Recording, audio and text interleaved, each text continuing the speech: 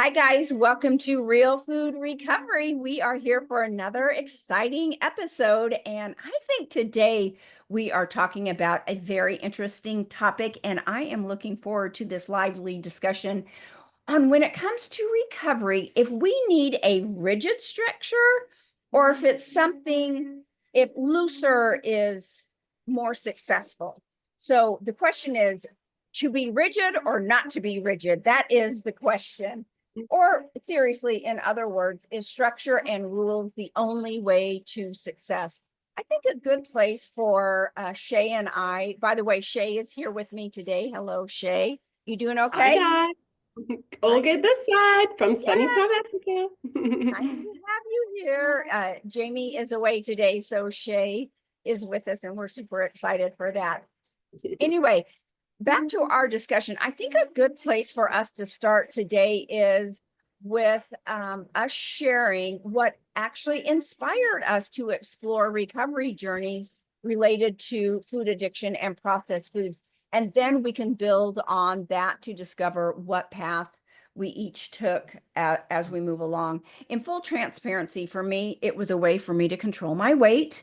And also, I did want to stop the sugar binges. Here's the funny part, but I still wanted to keep sugar in my life, just in a controlled way. It's hilarious to think that both were possible, but I was looking for that magic pill, finding the secret way of having my cake and eating it too, which I actually, when I think about this, maybe that's more normal than I think that we're all looking for a way, the magic pill out, how to have the sugar and keep your figure and stop the binges and all that. But we can talk about that more in a bit. Shay, what started you to start recovery versus just another, air quotes, diet when it Yeah. came to food? I love stories. Stories matter, don't they, Paige? And I Yep. love you and Jamie's story, which is just so beautiful. And, all of those that we get the privilege of journeying with. So, I mean, we don't have the time for me to deep dive into mine here, but mine really is rooted in quite a lot of loss, trauma. I grew up in deeply painful experiences, which left me quite disconnected, always trying to numb and resource. So whether Mm-hmm. it was, alcohol addiction or drug addiction, which then brought in the processed foods. I mean, it was just such a multiple melting pot of addictions, really. So I thankfully was able to heal and move past that.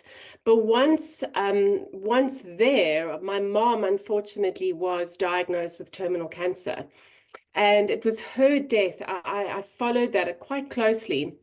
I was with her right till the end, and she'd experienced a lot of deep pain and trauma herself and ended up in predominantly a processed food, addictive lifestyle, smoking, that sort of thing. So devastating loss, witnessing this woman that I absolutely loved just go in such a painful way. And so, because of that, amongst a whole lot of other things, it just sparked a desire in me to never want to see anyone else go through that pain as much as I could possibly help. And so, yeah, it just began a mission to really help as many be set free from particular.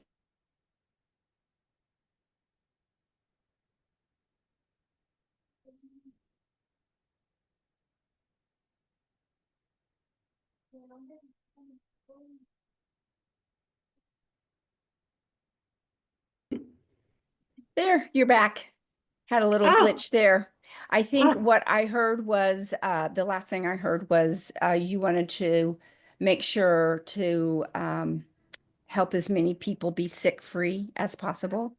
yeah, that's it. To be free from the clutches of addiction and just be who they're meant to be, really. So, yeah, that's Well, my mission. well, that's the big statement, right? That you want to help people be who they're meant to be, because we know that when we are struggling with this, that there's no way possible for for you to be your authentic self, because your authentic self is always taking a back seat, right? To That's the right. addiction is in the driver's seat. So wonderful, beautiful point. Thank you for sharing that. I'm really excited to get into the meat of this conversation and talk about our different beliefs on what we think works. You might be surprised to hear that we all have a little bit different take on where we are, which is good because we can reach a larger audience who struggles. We are not all cookie cutter humans, pun intended. And so by the end, we will have spoken to everyone out there listening. So here's the big question that I want to cover next. Do you think, and Shay, I'm talking to you and everyone that's listening, do you think rigid structures such as meal plans, hard rules, or strict guidelines are essential for successful recovery? For me, I kind of believe in both, as weird as that might sound, because I love structure. My brain is so calm. I feel in control when I am in structure. And especially when I was new and struggling, it was very helpful to have a firm plan when I first started because, like I said, it made me feel safe. The guardrails were out there to keep me from getting hurt. I think of this, I picture the toddler that switched from the crib to sleeping in a bed and those little guardrails that are set up to keep them from rolling out. I don't want to fall and bump my head. But what I was able to do when I first started, and then what I'm able to do now, are completely different. And I hope in the future, I'm still going to be evolving, and where I am now and where I am in the future will also look different. For example, when I went on vacation that very first year, I was maybe 4, 5, 6 months into getting off sugar, and it took every single ounce of energy in my body to stay sugar free. I've talked about that on here before. But now when I go on vacation, I'm 4 years in. I don't even think about it. It's such, these deep neural grooves in my brain have embedded themselves that it's literally who I am. It's my new normal. My grandchildren say grandma doesn't eat sugar. They know, everybody knows. But had I done that first year loosely, it would have been a train wreck. I know me, and nothing brought me more comfort than having a plan I could rely on to keep me safe, which again, I'm going to reemphasize this again. It reduced my anxiety. And we know the more anxious and stressful we are, the more that activates the craving pathways in the brain because they lay next to one another and vibrate together. So if I were helping someone who is just getting started, I would encourage guidelines. And I'm using the word guidelines. I have to give a shout out to Clarissa Kennedy. She said something that really resonated to me. She said, do bowling bumpers make you a better bowler? I was a terrible bowler till bumpers were put up, and then I became an excellent bowler. So I don't know if that resonates with you or what your thoughts on about this topic, but I am curious to hear what you're thinking. Yeah, I love that page. And you're right, we are speaking to a very wide audience, which is key. And my short answer, before I give a slightly longer one, it depends. It depends. It depends Yeah. on the unique individual, doesn't it? And, I think if we take a step back just for a moment, let's remember what we're up against out there in terms of a system that is bent on restriction, deprivation, one size fits all protocols. We're up against a system that doesn't consider the unique individual. Now, I know that's a strong generalization, and I'm saying that as a generalization, okay? So I know us here at RFR and a lot of others that, we journey with, do focus on individual, approaches. And for me, when I think about, depending on who I'm journeying with, we've got to look at what change is requiring in that moment. And often the more change that's required, especially at the start, the less someone can cope with. That doesn't mean that they aren't capable.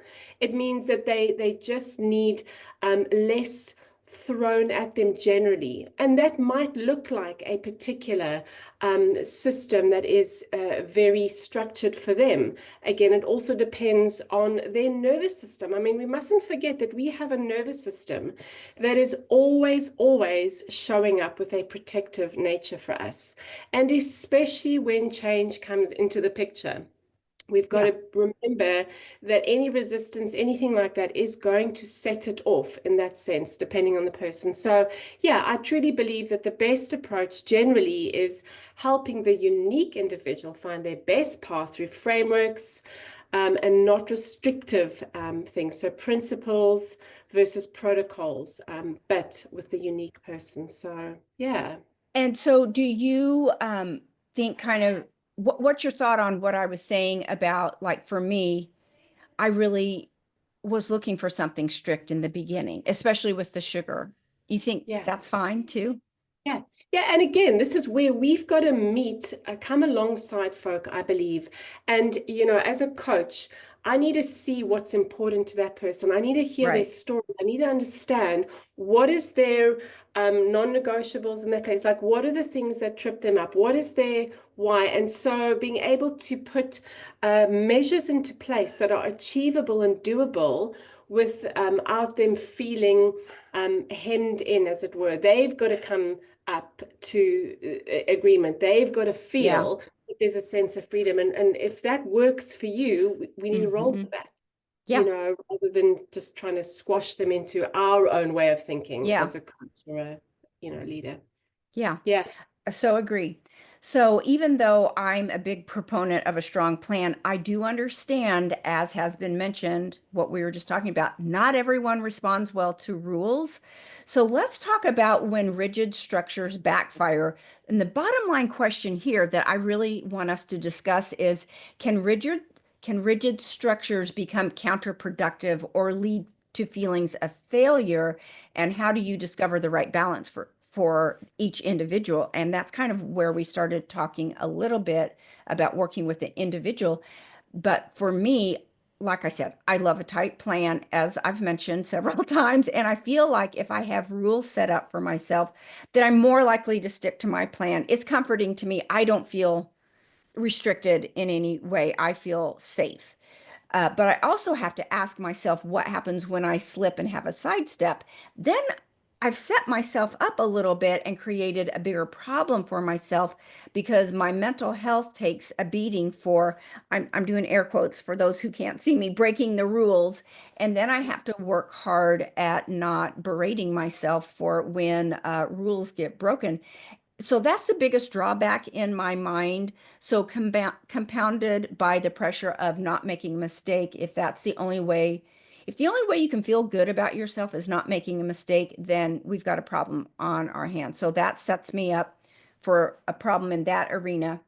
And we're going to talk a little bit more about that dilemma a little bit later on. But for me, my recovery is a series of edits. So basically, I'm in a discovery phase at all time of discovering what works for me because we change as we grow and progress in life. And I know I'm very aware of where I need to dial down on hard lines and also where I can ease up a little bit. So I'm a mix of both. And for example, if I'm on vacation and I've hiked the Grand Canyon, I'm going to eat pizza with my friends afterwards, but I will skip dessert because I know sugar is my drug of choice. But flour is something I can take or leave. I know an evening of pizza is not going to drag me down this ugly path, and I will be happy as a clam the next day to get right back on my normal routine of salads and vegetables and lean proteins and things like that. And this is another big point. I just know I feel better that way. So that's not a struggle for me. But if I had a brownie, I would be jonesing for the next week or more. I don't know what that would do. And it terrifies me to go into that dark place. So that's not worth it for me. And I don't play with fire. I was listening to this girl I just discovered on social media. She's a recovering, she I'm using the word food addict because that's what she used to describe herself. And she was talking a little bit about where the boundaries need to be. And she will say, if they're out on vacation or whatever, she will do her best, but there will be times that she may eat something more processed than she would like. And she said, you would think that it's this big treat, but actually, she said, I just don't feel good. And I like getting back to my normal way of eating because I do know I feel better when I eat that way. What do you think? Yeah, so good, Paige. What I love about your share there is that you know yourself well. And Right. you said a very key word there. The word is change. And Mm-hmm. one of the things I love about the approach that I've had the privilege and still do with clients is remembering that change works with a nervous system whose job is to protect you. We're this complex, beautiful network of heart, soul, body, mind, spirit, all these different parts, and I love to be able to work into and lean in with curiosity to what is the state of the individual's nervous system that I am journeying with? What is the state of my nervous system?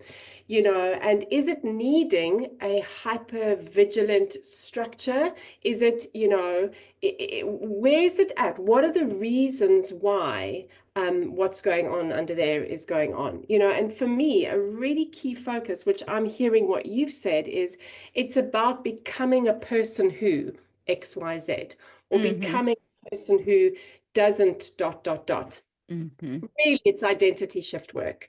Yeah. And a baseline kind of coaching approach, we're always helping our clients, our members, people, ourselves become who we truly are, finding our way back to our heart and sort of taking off those things that have numbed us and disconnected us. And so I believe genuinely that it's our beliefs that form our identity that forms our behavior, and our behavior that forms our habits. And in deep transformational habit change, it's becoming a person who dot, dot, dot. And that changes. It's a long game, but getting to know yourself, knowing yourself well, I think is really key, which I hear beautifully from your share there. Yeah. Yeah, I agree with that. And to move on to something else we want to keep in mind when deciding what fits your needs best, because to be clear, we are not saying throw caution to the wind and live La Vida Loca. That's not the message. Right. But or if it feels good, do it. We're not saying Yeah. that. My daughters used to say, if it feels good, I'll do it once. If I really like it, I'll do it twice. And I'm like, no, blah, blah, blah, blah, blah. I don't even want to hear those things. Not funny. Yeah. So let's Yeah. talk about what signs to look for when things start getting too loose. So, Mm. we talk about we can't be too rigid, but what happens if we get too loose? That is a concern as well.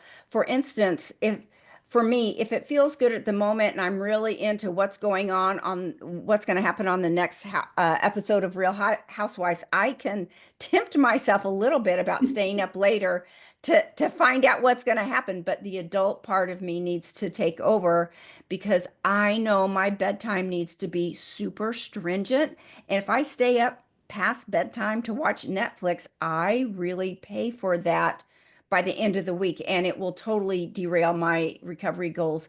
So how do you measure what do you do to say, oh Shay, I think you're getting a little loose, slipping a little bit here. We need to dial things back in. Do you have some alerts that go off in your head? How do you handle that? All the voices in my head. Yes, No, all exactly. the alarms. Yes, But exactly.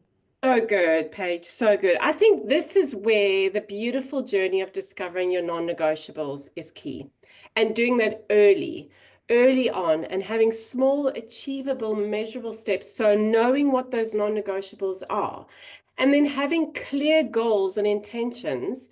And here's for me the biggest key, having accountability, whether it's with a coach who holds a vision for you, a community, folk that you're journeying with, making sure that there's someone who sees you as a whole person, holds important to them, or a community that holds important to what, and knows you and knows what your non-negotiables is, so that when you do hit plateaus, or you do kind of have a little bit of a, they can just pull you back on track and remind you. So I know what my non-negotiables are. My sleep, Mm-hmm. I will hold on to that. My high nourishing foods, etc. There's some key things, and we've got to be able to hold on that, so that when we know why we're feeling off or whatever's happening, we can come back to those. But that Mm-hmm. takes intentionality in the start to get to know, and having something like a framework at the start to explore that. That's why I love the branches of RFR. We've got Yeah. some beautiful, beautiful frameworks that people can begin to gather a picture of what's going to work well for them with. Yeah.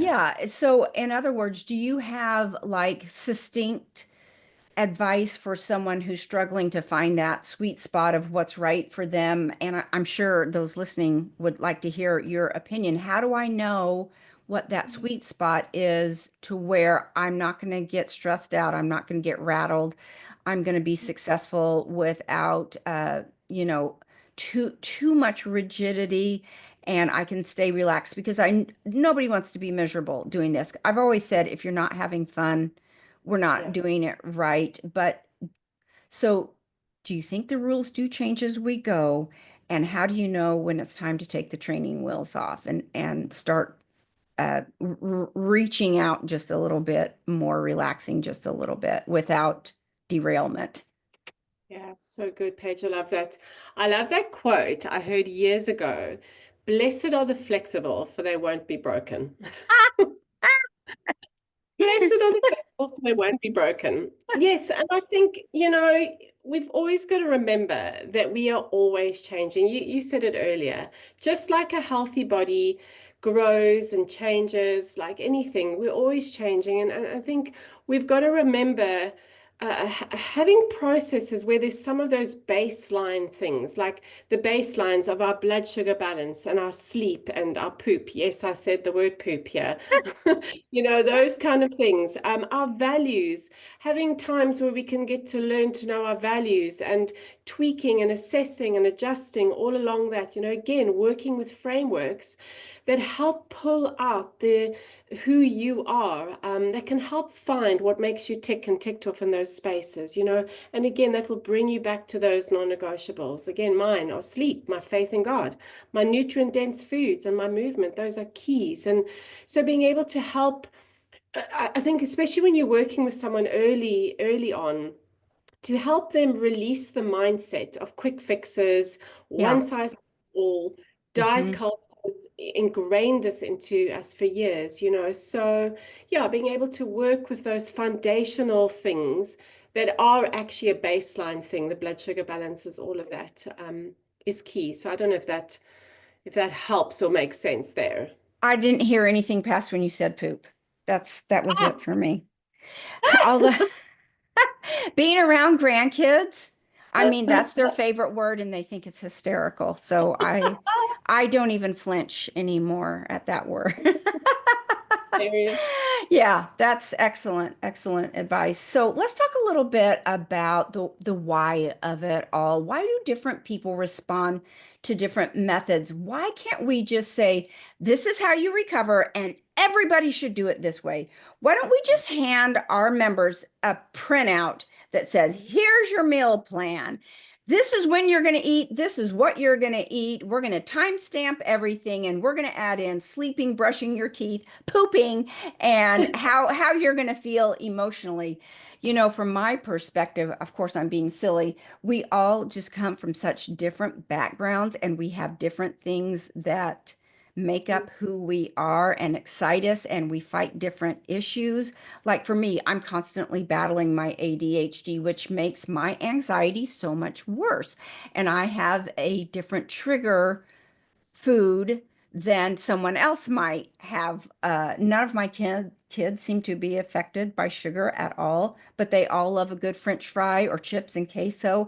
And I could kind of care less about that. I mean, if I have it, okay, it's nothing. I don't think about that. I don't crave that. But there are general guidelines that I do think are actually universal, like avoiding the ultra processed foods. And I also personally just feel that way about sugar because it's been such a monster in my life.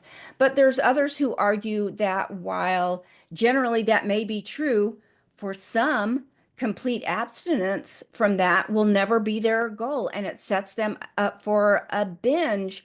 I remember when we interviewed Chef AJ, she said complete abstinence is just not for everybody. And it can be counterproductive if they try and make complete abstinence abstinence their goal. And I get it now. I didn't really in the beginning because I was in such a fear-based place of having a slip. But now that I'm further down the road, I do understand a little bit more that thinking. But what's your thoughts on why we can't shove every person into the same hole? Yes, gosh. Well, first of all, it'll be a very tight fit. Yeah. Shove everyone into the same hole. Goodness me, that would be a crowded day. No, Yeah. jokes aside, Paige, I think this is what I love about this journey is that we are working with unique human beings who have a heart and a soul and a mind and hopes and dreams, and they respond differently. I love the phrase that goes, we are all unique, everything is connected, and all things matter. And if we can Yeah. remember that there is no one size fits all, and remember that story matters, every human being, when we're sitting with a human being, whether it's group coaching or as an individual, their story matters. And what we need to remember too is that our stories have been one of resourcing, addiction, all those different things have been a story of trying to resource something of a much deeper need. Aside from the addictive properties of certain things, we have a story of unique resourcing that has happened throughout our life. If we haven't had something, and we can look at two people. I know that this might be a bit sensitive for some viewers, but we can look at two people that are in an accident of sorts. One might come out completely fine, the other one have a deep impact on them, and they Yeah. respond very differently to the Hmm. situations. And so we've got to remember that and make sure that we have people journeying with us that see us as a full body system, Yeah. have a holistic look at what's going on in there really. And RFI does that. I love that about our approach. It's looking at the whole person, their whole Hmm. story, their unique needs, as it were, Hmm. That's, you reminded me of a story that I've told on here before, but I think it bears repeating. After my husband's sepsis and the loss of his lower legs, we had developed relationships with some of the surgeons, and we were in a conversation with one of them, and he was telling the story that he had two women about the same time deliver babies, and they both ended up with sepsis, and they both lost legs like my husband. And I feel like each of them might have lost an arm or two or a hand. And so here they are, brand new mothers dealing with this. And he said one of the mothers soared, went on, learned to walk, happy, doing literally everything she was doing before and had this rich, beautiful life. And the other one remains in a wheelchair, bitter, ugly, uh, just mean, and just her life completely. It was the end for her. So that is a great point about how we take on trauma in different ways. So different things speak to us, which makes perfect sense to me. So great point. Absolutely. And I think we must also remember from a place of compassion how it is that each person who is in the throes of whether it's food, processed food use disorders, alcohol use disorders, drug use disorders, whatever it is, those are just the branches. They're just symptoms. They're not the root why. And being able to understand the person's story and how it is and why they got there is probably one of the kindest things we can do when journeying with Yeah. people. Yeah. Yeah, because ultimately it is all about love, and no one's ever hated themselves into recovery. And the more loving and compassionate we are with ourselves on this journey, we're going to be doing our recovery healing will be a lot more beautiful and enjoyable. I love all these points, and something that needs to be emphasized is how we want to encourage people to shift their mindset from failure to feedback when a recovery approach needs a little tweaking. So, how do you help those people we work with on the art of reframing and talk about why that outlook is so vital to success? That was a little bit new for me when I started because failure did seem to be at the forefront of my reaction. And I have really had to do a lot of work on grooming myself to get more into a feedback mindset. You want to talk about that a little bit, Shay? Yeah, so good. I think this is a very good topic and probably could be a whole podcast on its own. But I think it is true. We live in a world, generally speaking, I think things are changing where Yeah.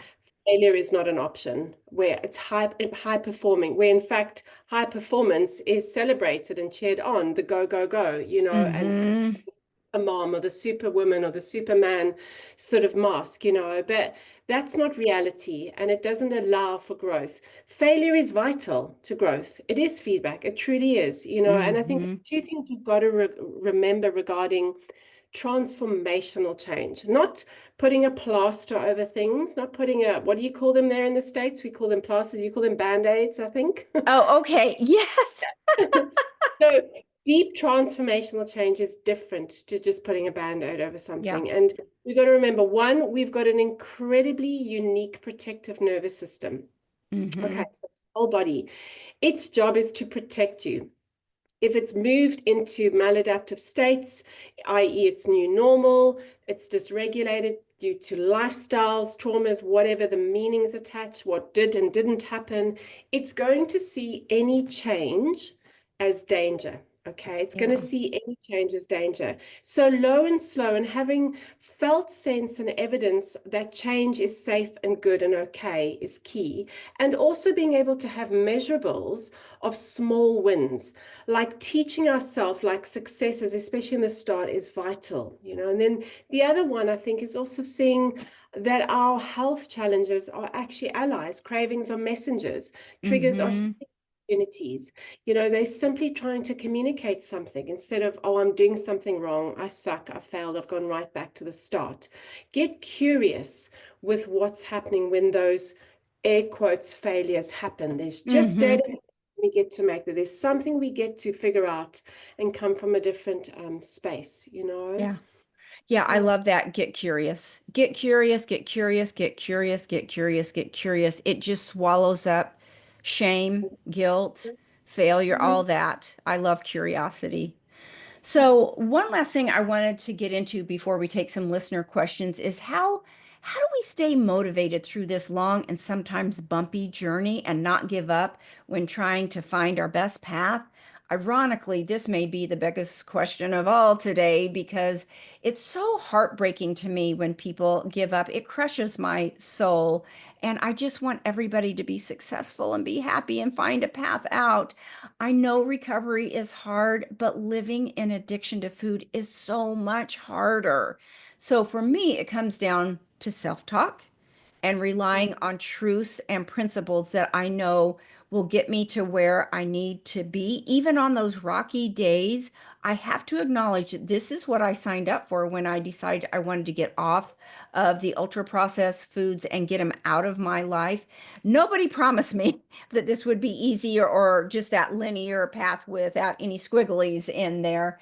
And if it were a perfect experience, with no missteps, I would have missed out on so many lessons along the way. So yeah, for me, it's self-talk combined with the determination to not give up because I can never go back. I cannot ever go back to that life where most of my calories were sugar. I mean, I literally lived on the dessert diet only until I was 40. I want to be happy long term, so I'm letting the adult part of me run the show here, and I don't want to be that person that's just living in that momentary joy from food or sugar. So, what keeps you going even on those days that maybe aren't as pretty as others? What would you tell other people? So good, Paige. I love this question.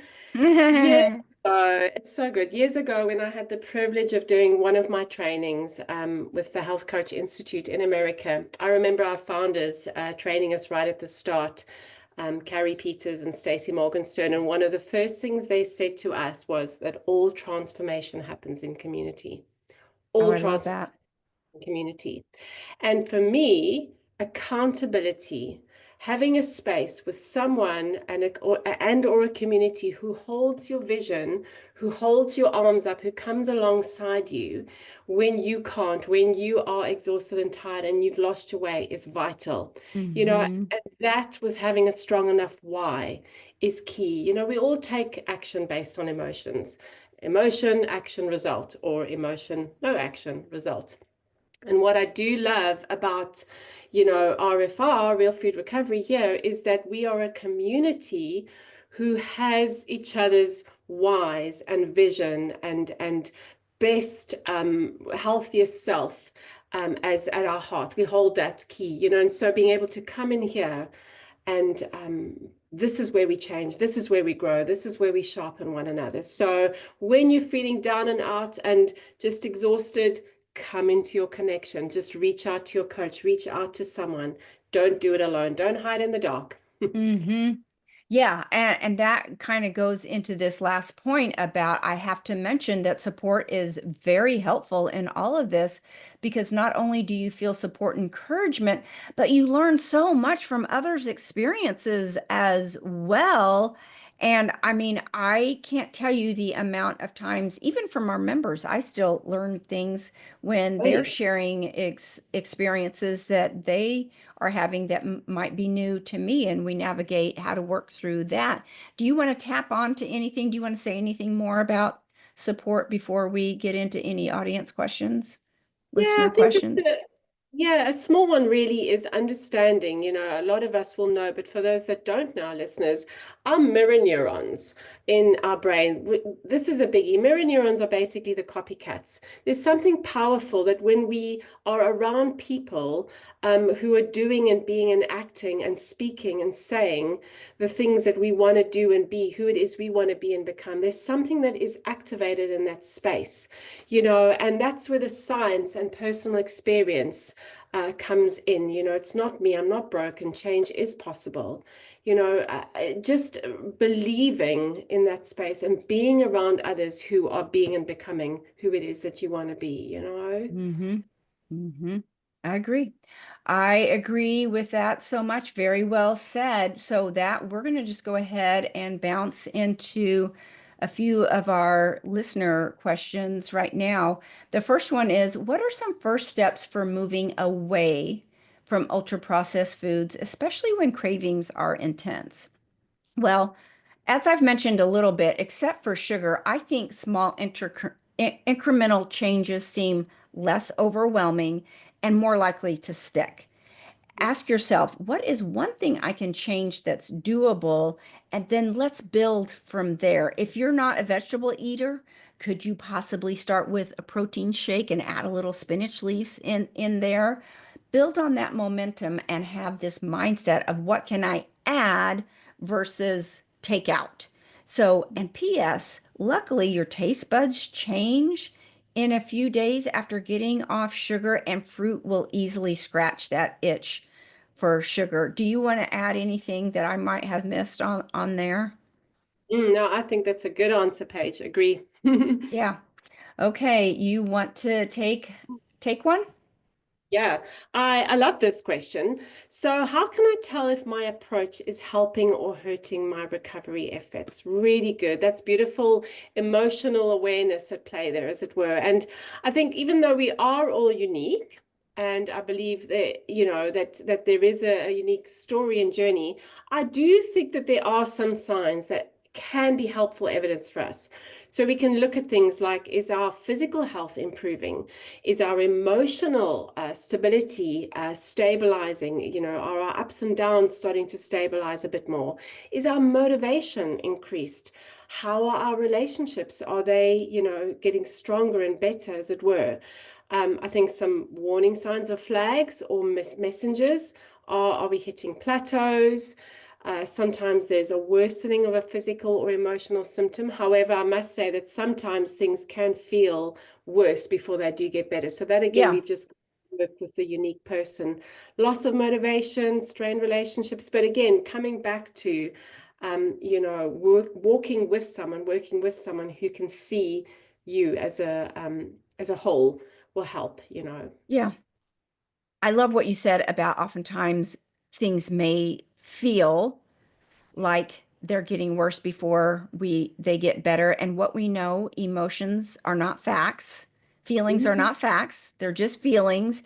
And so, what we feel in that moment of overwhelm is not necessarily the truth. And that does settle down. I mean, Yeah. just don't make any big rash decisions when you're in the heat of emotion. Like every year when I finish climbing Pikes Peak, I say to my husband, I'm never doing that again. This was way too hard. That mountain gets steeper every year. I'm not doing it again. And he always says, this isn't the time to decide about next year. Even if you wait till tomorrow or later tonight, now's not the time to think about that. That's it. So, and I think so often when we have these poof, big emotions flare up, there's something inside our brains that says you're always going to feel this way. You will feel this way forever. But that's just simply not true. So recognizing that we do settle down uh, helps, I think. But yeah, good answer. Our Mhm. next one is it better to focus on eliminating processed foods entirely or introduce healthier foods alongside them? I just touched on that briefly, but I want to say a little bit more because there's a statistic out there that's called 33, 33, 33. So it says that 33% will give it up and never look back. And then there's another 33% that will go on, off, on, off, on, off till, they finally get it right. And then there's another 33% that will eventually die of the disease. They just can never give it up. So I ask you, what does your intuition tell you about what is going to enhance your journey the most? What sounds the most easiest for you to be compliant with and stick with? What's the most inviting to you? And listen, just listen, dial in and listen to what seems, yeah, my mind says that's good. My chest says that's good. My gut says that's a good idea to start there. But it doesn't matter where you start because, again, this is a series of edits and we can make change, change, change, change, change. There are no hard and fast rules about how often we make edits. I make edits every day. I'm still making edits 4 years in. Jamie would say that she's making edits for 4 years in. So if changing everything all at once sounds inviting or terrifying to you, that will give you an indicator of where your next move needs to be. So once you've got that answer, you're going to know the next right step. And then just make a starting place and know that life just will weave and wane its way down the path, merrily down the path. And I always say, again, I brought this up before, but if you are not having fun in recovery, then we're doing something wrong. And we need to Yeah. take a look at this because honestly, this should be a pleasant experience, or you are not going to stick with it. I make sure that I'm enjoying the food that I'm eating, the activities that I'm doing. I set my life up so I'm fully engaged and want to be present and show up the next day and be part of my life again. Because, like I said, otherwise, something's off kilter. And in Real Food Recovery, we can address that too. So, anything you want to add that I didn't cover on that? No, I love that page. I think it's important, the fun part, because Mm-hmm.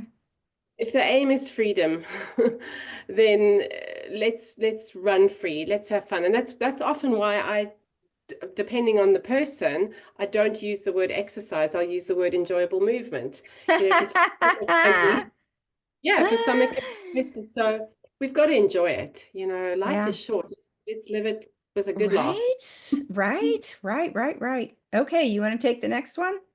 Yeah, so I love this question too. So, what should I do if I've been following a recovery plan, but I feel stuck or discouraged? Okay, so beautiful question. Again, we've got to remember that constant change is here to stay. Okay, Yeah. this is where, again, oh, this is so key, and I know I'm going to go on about it till the cows come home, for want of a better say. But got to stay connected. Let's stay connected, assess, adjust, tweak, accountability with our coach or our community that we're working with, a team Yeah. that considers you as the whole person, that will help you remember to tweak, assess, Yeah. adjust. You Mm-hmm. know, things are going to change. Life is Yeah. going to get lumpy. You Yeah. know, yeah, left field curveballs will come. And it's, again, who we're becoming in that place, rooted in our core non-negotiables, but Yeah, willing to adjust for the adventure that is life, really. I love that. Look at life as an adventure, a fun, exciting adventure, and how are we going to take it on? It puts us in a different mindset, I think. Okay, Absolutely. we've had a couple more that just came in. I'm going to take one more and then I'll ask Shay to tackle the last one of what role does self-compassion play in recovery from food addiction. So let me take mine real fast. And it's how do I handle social settings where ultra-processed foods are prevalent, like parties or gatherings? This comes up a lot. We deal with this a lot because we are one party society. It's just we're always looking for a party. So there's always stumbling blocks out there in our road. But so I have recently come to a place where I've said, you know what? I think I'm just going to eat before I go. And then I'm not playing the will I won't I game once I get there. And I'm so much more relaxed if I'm not making decisions there in the moment. And I've tried it out a couple times and it kind of works great for me for right now. So again, this is a series of edits. This is what I'm trying on for size right now. But eating beforehand and then just trying to enjoy a fun new seltzer water or something like that and having my drink in my hand has worked out beautifully. I also make sure I have at least 3 questions in my back pocket ready to ask people. So conversation starters. So that takes the emphasis off the food.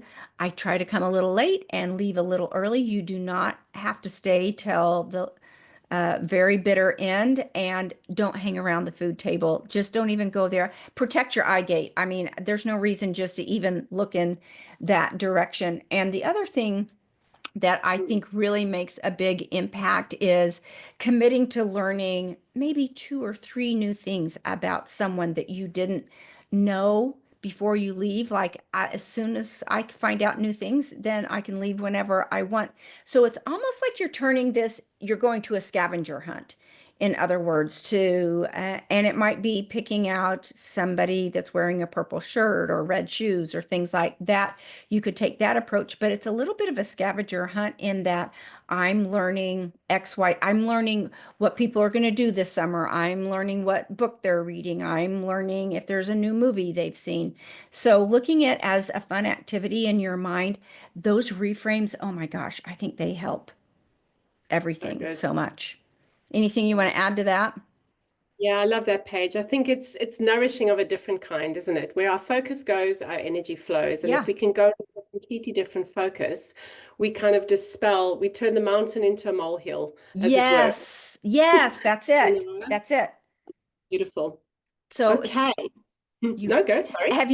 did you, that last question just came in, so I didn't know, do you need me to Yeah, rattle it off for you again, or do you yeah. have it? Yeah, I see it here. Thanks. Okay. So, what role does self-compassion play in recovery from food addiction? Is it better to focus on eliminating processed foods entirely or introduce healthier foods alongside them? Short answer, it depends. But my honest answer is, well, self-compassion, no, that doesn't depend. I think that is huge. Self-compassion in recovery is vital. We can't have judgment and curiosity in the same space, as it were, and so Oh, being I able love that. to lean into like what is going on in there, just being kind. Kindness does so much. And I love to operate on a phase in to phase out. Again, it depends on the client, depends on their story, depends on the person. But being able to lean in with real curiosity, I think this is a real biggie. Awareness, curiosity when it comes to recovery, understanding why we do and don't do, that just takes so much shame and blame and beating ourselves up and starting from the scratch again, So yeah, definitely a big fan of self-compassion and Yeah. having others. Again, that's why I will say it forever. Community is huge. We get that here in Real Food Recovery. You have a community of kind, loving, compassionate leaders and Yeah. members who will speak the loving, kind compassion over you over and Yeah. over and over, even Yeah. if you don't believe it yet. Huge. And you're right. It is when you're in the middle of it, it is hard to see maybe the things you've done right. And it's not all wrong. And seeing the next path. So I think the compassion that comes from our leaders is vital, especially if you're in the middle of that beating yourself up cycle. It helps to have some feedback to help you gain proper perspective. So beautiful. Absolutely. Anything else you want to end with? Well, I just want to say what an awesome opportunity. And I think, for all of those listening, remember this is a journey. I say to our Yeah. members, I say to clients, the journey is the destination. The Yeah, journey is the destination. And it's who good. you're becoming in the process is Mhm. far greater. And enjoy that, Yeah. enjoy that. Yeah. That's what we do here is we help people create and design an enjoyable path out. So thank you guys. Thank you, Shay, for being with me today. We look forward to having Jamie back next week with us. And if you want to find out more about us, you can find us at Real Food Recovery for You. That's the number 4 and the letter U. And we hope to see you there. Thanks, guys. Bye-bye. Bye.